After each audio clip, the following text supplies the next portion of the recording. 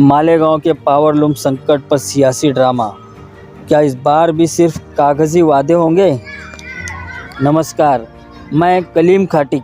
आज बात मालेगांव की, जहां लाखों श्रमिकों की ज़िंदगी पावरलूम उद्योग के साथ जुड़ी हुई है।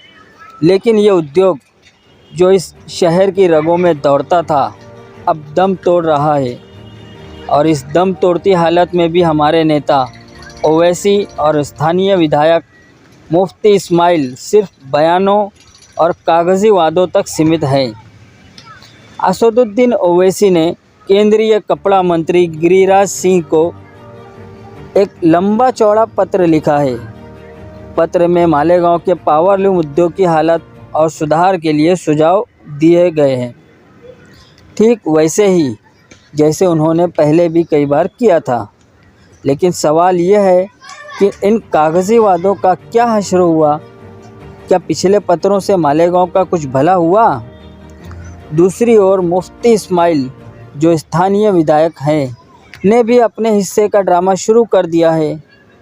जब जब पावरलूम पर संकट आया, उन्होंने बड़ी बड़ी घोषणाएं की, श्रमिकों के साथ सहानुभूति दिखाई, लेकिन काम तो ढूंढने से भी नहीं मिलता।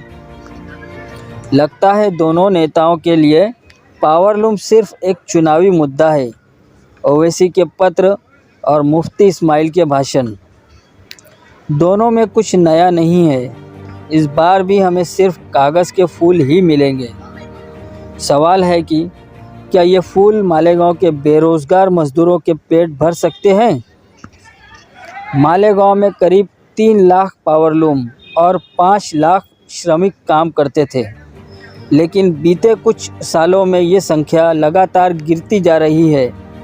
2012-13 में जहां 5.8% की ग्रोथ थी, वो अब 1.76% पर सिमट गई है और स्थानीय नेताओं के पास इसका कोई ठोस समाधान नहीं है।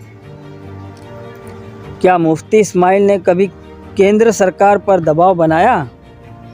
क्या उन्होंने कभी मालेगांव के लिए विशेष राहत पैकेज की मांग की? या फिर उनका काम सिर्फ चुनावी पोस्टर में बड़ी बड़ी तस्वीरें लगाने तक सीमित है? आम जनता की बात करें तो मालेगांव के लोग पूछ रहे हैं, क्या ओवैसी और मुफ्ती इस बार भी सिर्फ बयानबाजी करेंगे या हकीकत में कोई ठोस कदम उठाएंगे? अगर सरकार और स्थानीय नेताओं ने इस बार भी ध्यान नहीं दिया तो मालेगांव का टेक्सटाइल उद्योग एक इतिहास बन जाएगा। ये सवाल सिर्फ मालेगांव का नहीं, बल्कि पूरे देश के टेक्सटाइल सेक्टर का है।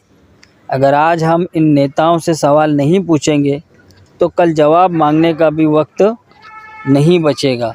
तो बने रहिए आज का सामना न्यूज़ के साथ, क्योंकि यहाँ खबरें नहीं, सच्चाई के हर कोने की हकीकत होती है।